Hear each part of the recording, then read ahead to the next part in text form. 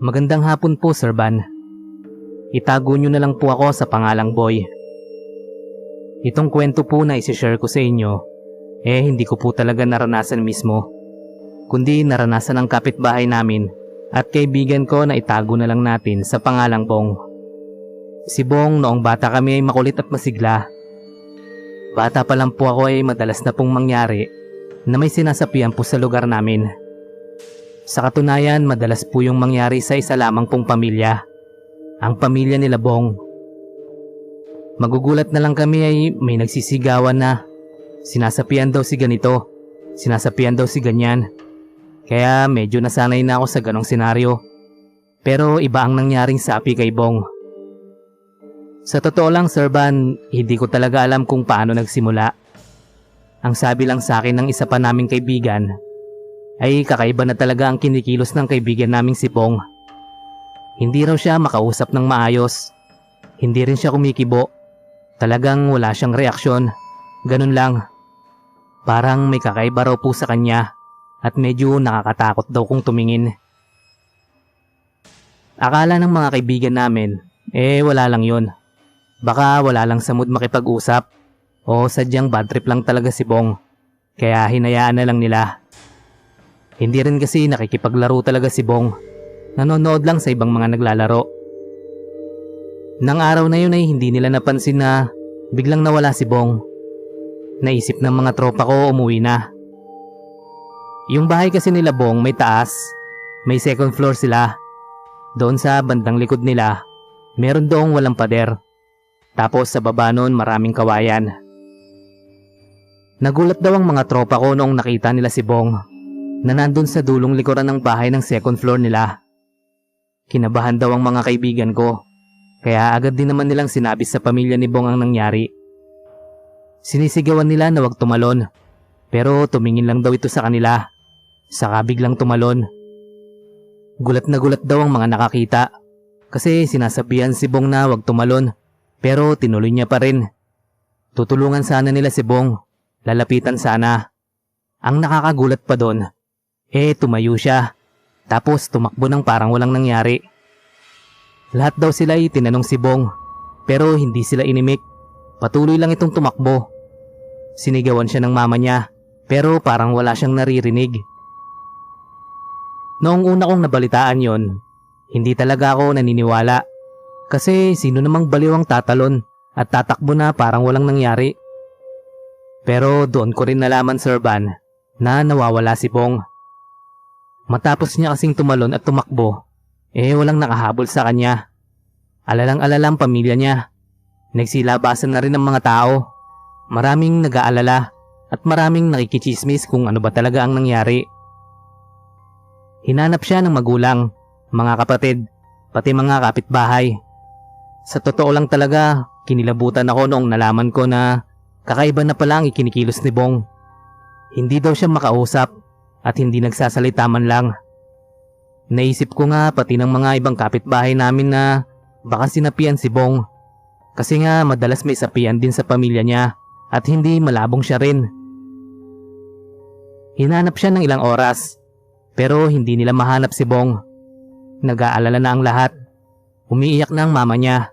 Nahimatay pa nga siya habang umiiyak dahil sa pag-aalala. Tapos, mabuti na lang at nahanap siya ng kuya niya. Pero wala pa ring reaksyon si Bong noong nakita namin siya. Nandoon ako noong inuwi siya ng kuya niya. Alam niyo po yung parang hindi niya kilala ang mga taong nakatingin sa kanya. Bakas na bakas kasi na parang di niya kami kilala. Na parang hindi si Bong yung nakatingin sa amin. Parang ibang tao talaga. Kasi kilala namin si Bong na kaibigan namin. Matapos nun ay pinasok siya sa bahay.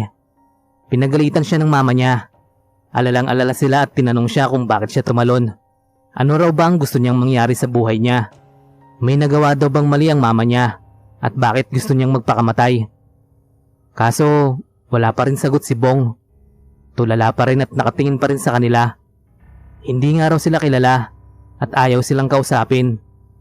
Mukha pa daw naiirita ang mukha ni Bong noong pinipilit nila itong pagsalitain. Matapos ng ilang oras, napatulog nila si Bong. Tinignan nila ang katawan niya kung may sugat siyang natamo. Hindi sila makapaniwala at pati kaming mga kapitbahay dahil walang galos o sugat si Bong. Ang tanging galos niya lang ay yung sa paa niya dahil nakapalang siya noong tumakbo siya. Doon naisip talaga namin na sinapian si Bong. Nagising si Bong na takang-taka sa nangyari. Kinamusta siya at kinausap ng kanyang mama at papa. Pero naguguluhan siya at hindi niya alam yung mga pinagsasabi nila. Doon na ikwento sa kanya yung mga ginawa niya. Ayaw niyang maniwala. Baka raw niloloko lang siya para pagtripan. Pero seryoso ang mama at papa niya. Kaya naniwala rin talaga siya at nakaramdam ng takot. Kinabukasan okay na si Bong. Nakipaglaro na siya sa amin. Tinanong namin kung may natatandaan siya. Pero wala raw talaga. Sinabi namin pati ng mga nakakita yung mga ginawa niya. Hindi pa rin daw siya makapaniwala dahil wala raw siyang maalala sa nangyari. Ang alam niya lang daw nakipaglaro siya noong araw na yon at natulog. Pagkagising niya raw ganun na ang mga pinaggagawa niya na hindi niya maalala. Nalaman din namin na pinatawa siya ng mama niya at doon nalaman na may sumapi daw na kakaibang elemento kay Bong. Napagtripan daw siya. Mabuti na lang daw hindi siya sinaktan at subukang patayin o kung anumang masamang pwedeng gawin. Meron daw pinagawa sa mama niya pero hindi ko na alam yun. Hanggang ngayon kinikilabutan pa rin ako sa mga nangyari. Pero at the same time nagtataka kasi hindi na naulit. Kasi nga noong bata kami madalas talaga sa pamilya nila ang sapian. Hindi ko tuloy alam kung totoo. Pero sana tinigilan na lang sila ng mga elemento. Sana wag nang bumalik at wag na silang manggulo. Nakakatakot din kasi yung mamaya may gawin kang masama. Tapos pagkagising mo magugulat ka na lang may nagawa ka na pala. Nakakatakot talaga masapian. Baka mamaya ma-take over ng sumapi sa'yo. Tapos hindi ka na makabalik sa ulirat mo. Yung tropa ko na yon, minsan binabalikan namin yung nangyari sa kanya. Kahit nakakatakot na karanasan. Pero tinatawanan na lang namin. Lalo na kapag nagiinuman. Ginagawa pa nga naming biro sa kanya at tinatawanan niya na lang din. Maraming salamat Sir Van. And God bless sa YouTube nyo. At sana ma-shoutout nyo ako.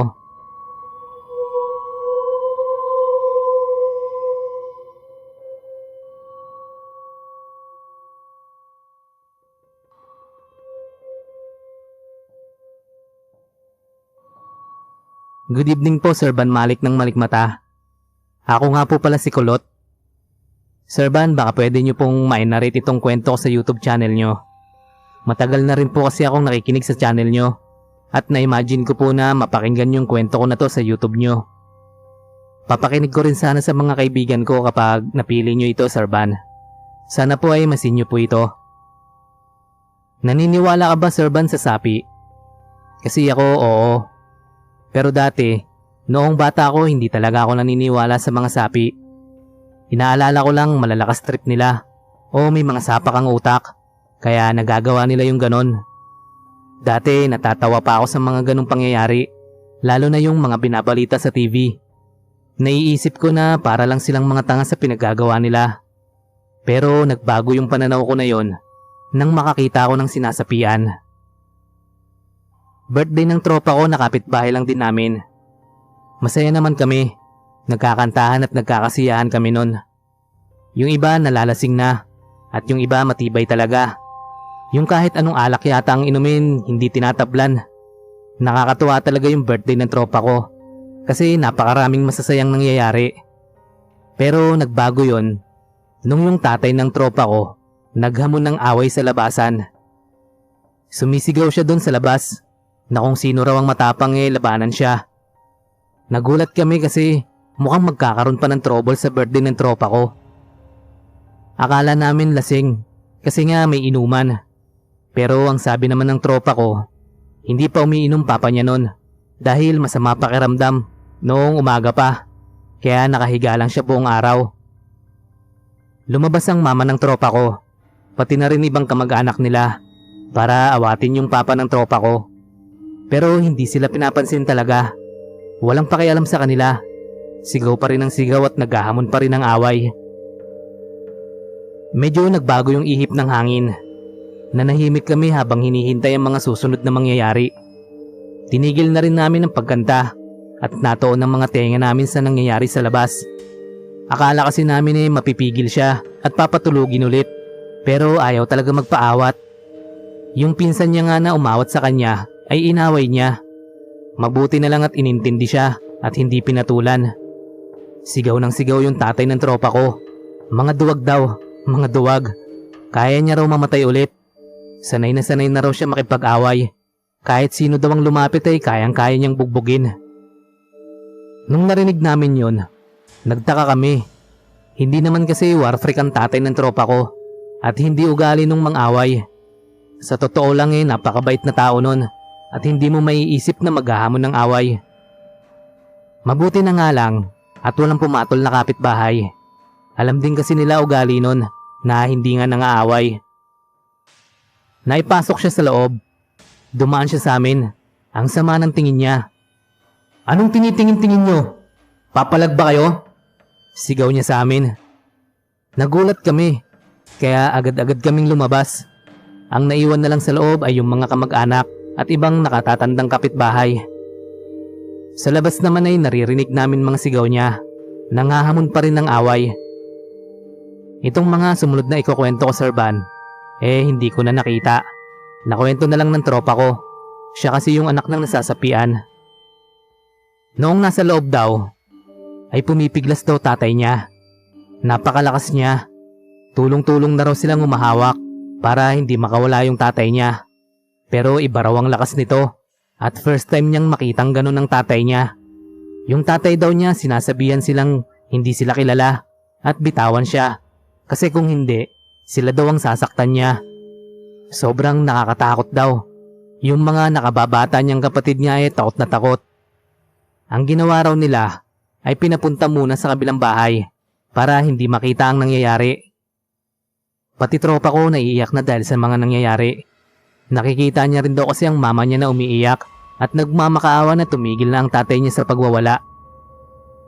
May isa kaming kapitbahay. Sinabi na baka raw sinasapian. Agad pinatawag yung matanda sa amin.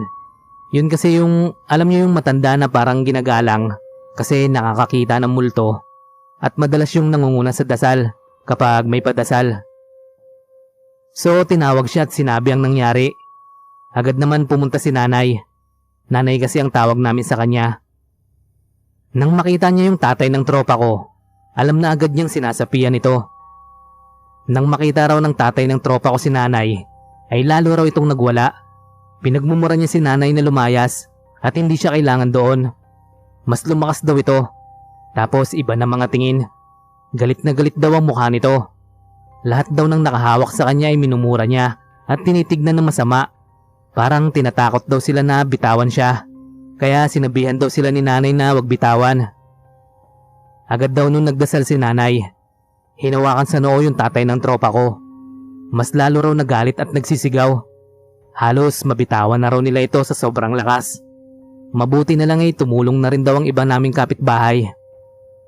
Pinagpatuloy raw ni nanay ang pagdadasal hanggang sa pahina na ng pahina yung tatay ng tropa ko. Hanggang naging kalmado na at tuluyang makatulog. Nakahinga raw sila ng maluwag nang tumigil ito sa paglaban dahil nangihina na rin sila kakapigil. Hinintay nila itong magising. Nandun pa rin daw ang lahat para maging handa sa mangyayari. Nang magising na ang tatay ng tropa ko, humingi siya ng patawad sa mga namura at nasaktan niya. Kinausap siya ni nanay. Sabi ni nanay ay may masamang espiritu ang sumapi sa kanya. Sabi naman ng tatay ng tropa ko, nagsimula raw na parang may kakaiba sa kanya noong umaga pa lang. Masama raw pakiramdam niya. At nung gabi raw hindi niya maipaliwanag na gusto niyang makipag-away. Alam niya daw lahat ng nangyayari, pero parang kusang gumagalaw at kusang nagsasalita ang sarili niya. Kahit daw ayaw niyang sumigaw, sumisigaw siya. Para daw may ibang tawang nagkokontrol sa kanya. Ramdam din niya ang labis na galit sa katawan niya, kahit wala naman dapat siyang ikagalit. Sinabihan naman siya ni nanay na laging magdasal para maiwasan na maulit yon. Yung birthday naman ng tropa ko ay natapos na at di na natuloy videoke dahil umuwi na rin kami nun. Sabi ng tropa ko para daw safe, Mag-isang natulog tatay niya sa kwarto. Tapos silang pamilya doon sa isang kwarto naman.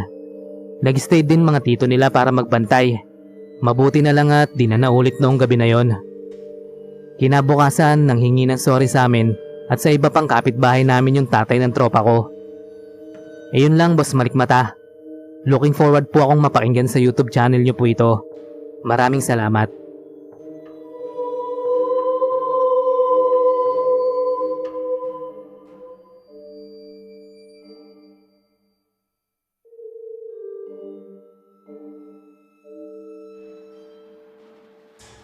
Magandang gabi, Boss Van. Ako nga po pala si Leklek.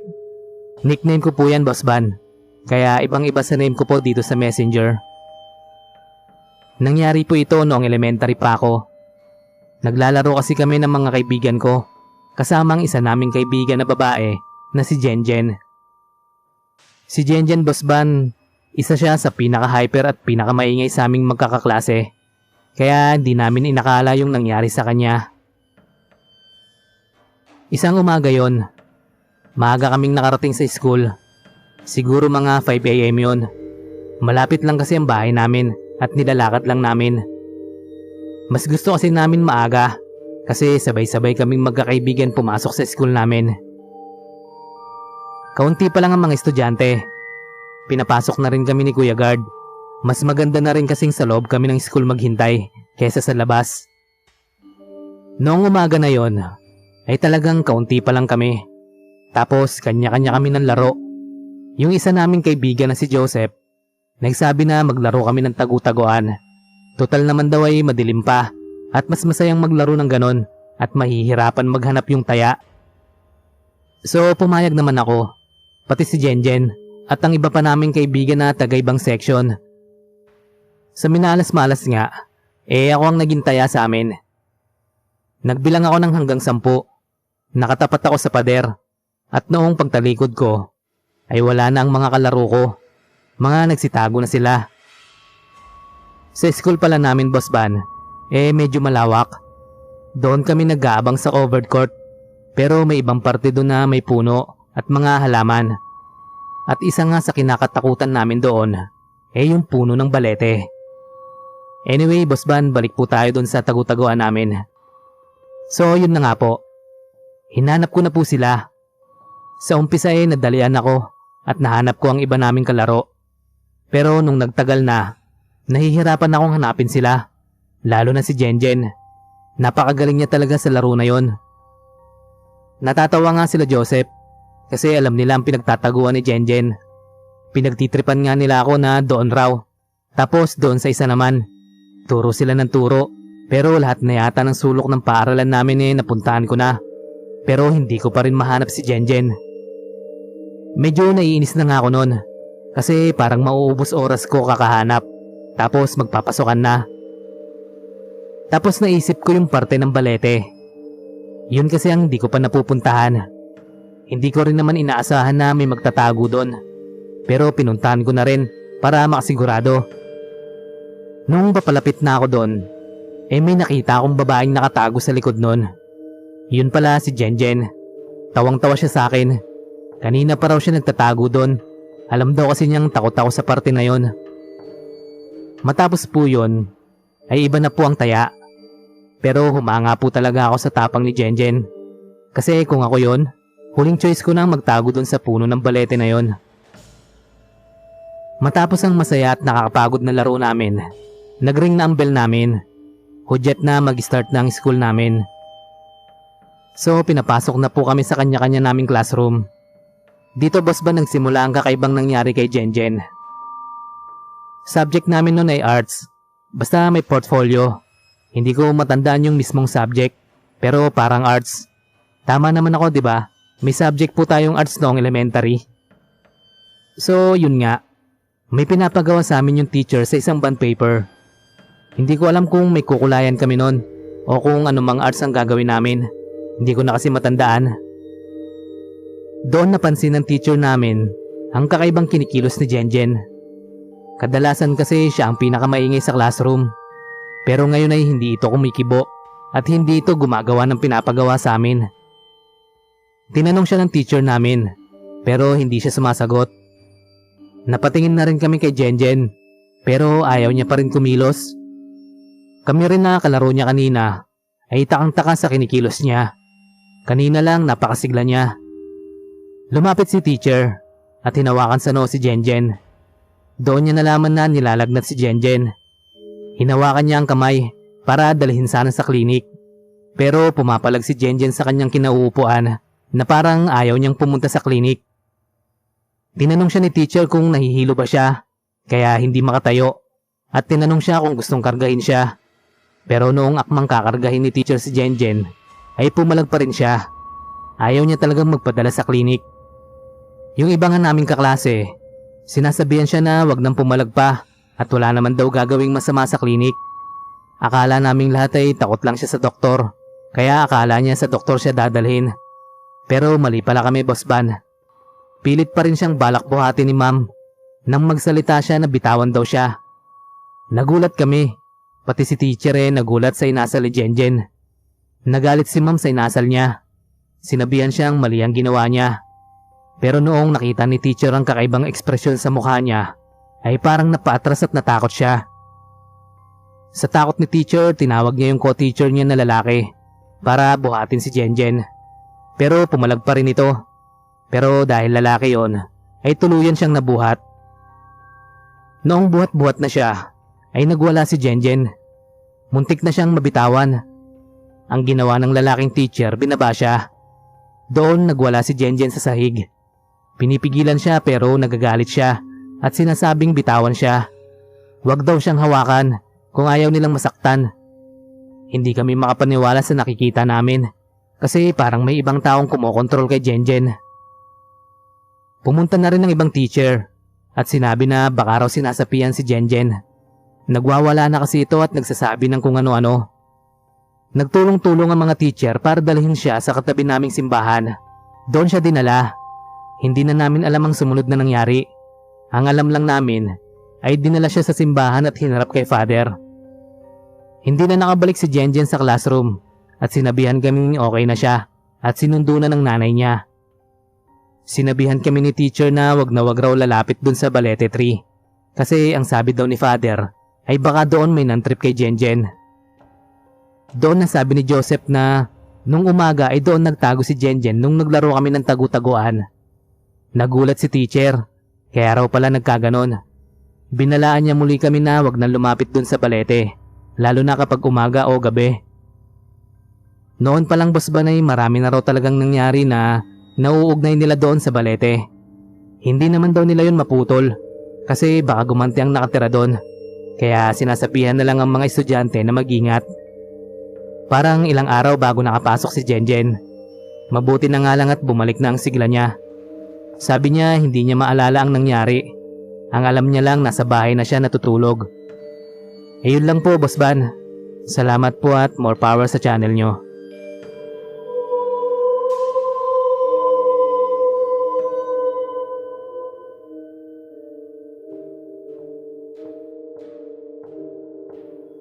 Hello, Sir Van. Share ko lang yung story ko.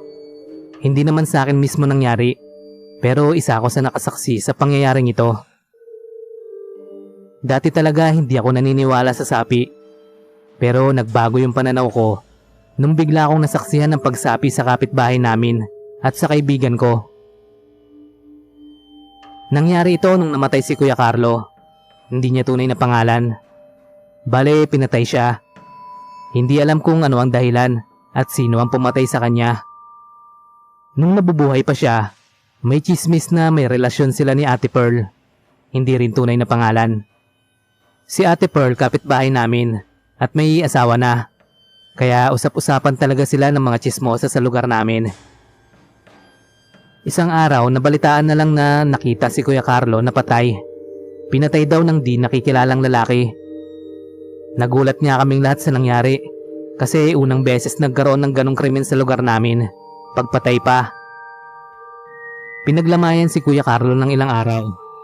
Matapos na mailibing si Kuya Carlo, habang naglalaro kami ng kaibigan ko na si Ben sa labas, nadinig namin na sumisigaw ang isa sa aming kapitbahay. Mga bata pa kami noon, kaya wala pa kaming kamuwang-muwang. Tinignan namin ang kapitbahay namin na nagwawala. Sinasapian daw.